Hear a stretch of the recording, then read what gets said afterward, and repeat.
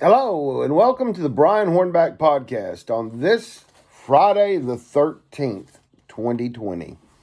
What could possibly go wrong on Friday the 13th in 2020? Not much, but the Brian Hornback podcast is on the air and want to encourage you to visit Matlock Tire Service, 3-generation small business here in East Tennessee, working on your cars, replacing your tires, doing all the work that needs to be done to keep you on the road. They have 5 locations. They have one in Lenoir City where they began, have one in Farragut, one in Maryville, one in Athens, Tennessee, and a new one in Hardin Valley. So check out Matlock Tire Service, matlocktireservice.com for all their locations and any information you need about Matlock Tire. Let's talk about Knox County Commission and the public forum changes that they want to institute on Monday. That would be Monday, November the 16th at their next meeting. They're going to vote on 3 rules changes, and 2 of them involve public forum. Right now, the public forum is anything that you see in the black. Any of the writing in the black is the current public forum rule. Everything in the red is what they want to change to. If you go to brianhornback.com, you will find the link to the Knox County Commission website where you can click on the red line copy and read what the changes are. Just to highlight a couple, though, one is they're striking out where you shall have 5 minutes, and they're going to change it to where you could have up to 3 to 5 minutes to make your remarks at the discretion of the chair. Additionally, they're asking that by 4 p.m. the day before the meeting, you contact the commission office to get on the list. Interestingly enough, their meetings are on Mondays, which means that you'd have till 4 p.m. on Sunday to get on the list. Now, they do have some caveats in here that the chair or a commissioner may recognize individuals who have not arranged to speak beforehand if they determine that such is in the public interest. These new changes are giving this chair a lot of power and authority. So I encourage you to check that out. Another rules change they're going to make is in the order of business. Again, everything in the black is the normal policy. Everything in the red is the new policy. The major change here is that the first public forum in the meeting is on F, and it's for agenda items only. That's agenda items that are on that night's agenda. The other public forum down here at Q, down here at the end, just before other business, is for open topics. So if you want to complain about, your road or speeders or anything other than what's on the agenda, you got to wait till the very end of the meeting. Some of those meetings have been going on till like 1:30 in the morning. Also, if you'll go to brianhornback.com this morning, you'll see a story about these changes. And you'll see that on October the 8th, Commissioner Jay and Schoonmaker had sunshined a meeting that Commissioner Smith and Ward had attended and that Carson Daly had called into. And you'll hear a discussion in that brief 2.5-minute video from that sunshine meeting where Commissioner Daly and Commissioner Schoonmaker are saying that public forum is a privilege and not a right. So I think that kind of opens things up. Another rule change that doesn't excite me a whole lot is that if you have a zoning item, if you're an applicant or if you represent someone who is an applicant wanting to make a new development or wanting to change the rezoning of your property, they're now encouraging you. In the past, the policy has said shall attend the commission meeting. Now they're saying you should strongly encourage you to attend the meeting. Apparently, there's a couple of outliers out there that didn't show up, and it went on for 3 or 4 meetings and whatnot. So that's excuse me while I get a treat for the dog. So that's the major change in that regard. But again, I encourage you to go to brianhornback.com. Check the the items that are being discussed about changing. Not only will you find the October 8th discussion among Commissioners Daly and Jay and Schoonmaker, but I also have the link to these changes that you can actually read straight off of the Commission website what these changes in red are, and I would encourage you to do that. So let's move on to something else. That was a pretty heavy topic for a Friday morning, November 13th. But before we do that, I would encourage you to go check out my friend Stokes Nielsen's podcast, Stokes and Friends. Talked about it on the last podcast, but it's Stokes, STOKESANDFRINDS. He's on Apple Podcasts, BrianHornback.com. Brian Hornback Podcast will be on Apple Podcast hopefully by the end of this weekend. And but Stokes has been doing some podcasts for a while, so I encourage you to check him out, Stokes Nielsen. You can find it on Apple Podcast, on YouTube, on Instagram, and on Twitter. Instead of Stokes and Friends, with A&D being the difference between Stokes and Friends, it's just the letter N. So check out Stokes Nielsen, Stokes and Friends podcast. He's a buddy of mine from over Middle Tennessee. He's a singer-songwriter. But he's doing some great and awesome things on his podcast, Stokes and Friends podcast. In the second part of these Brian Hornback podcasts, I want to just kind of tell a story.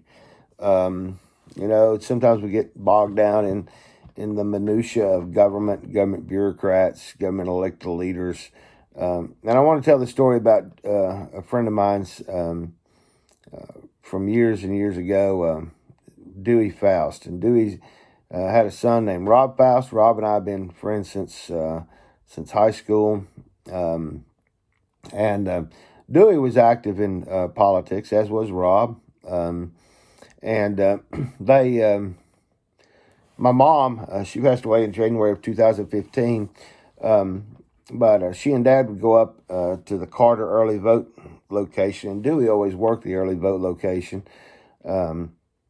And so Mom called me up one day and said that her dad had gone to vote and that Dewey was up there. And, of course, Dewey was asking about me, and they were talking about me and whatnot. Mom went in to vote, into the machine to vote, or she went to cast her vote. And while she was in there, she heard Dewey ask someone, "You know who Brian Hornback is?" And apparently they said no. And he said, he's got this website, and he's a Modern Day Cas Walker. Well, that was probably one of the greatest compliments that has ever been made to me. And for those of you that don't know Cas Walker was a local grocer. He owned a lot of grocery stores in East Tennessee. He also was a city councilman, ran for mayor, and it was on the cover of Time magazine, where he threw a punch at another city council member. But also, Cas Walker had a early morning TV show on the television station, the Cas Walker Farm and Home Hour. So if you don't know Cas Walker, I encourage you to go to YouTube and check out his where he warns the shoplifters and the people that are out stealing pocketbooks in the parking lot. Encourage you to go check that out. But what a great compliment to be called the Modern Day Cas Walker. So I've kind of taken that Cas Jr., as Rob now calls me, and I try to live up to the Cas Walker. Try to live up to it as much as I can. But Cas was one of a kind for sure. He also printed a newspaper called The Watchdog, and we'll probably talk about The Watchdog in future programs. I'll talk about my mama, my mother's mother, took me to a Cas Walker store down there at Magnolia and Cherry Street. The building's still there. And so I'll probably tell a story about that at some point in the near future. But I do appreciate those of you that have listened now. Now this is the third Brian Hornback podcast. Anything that you want to hear, I'm open to suggestions.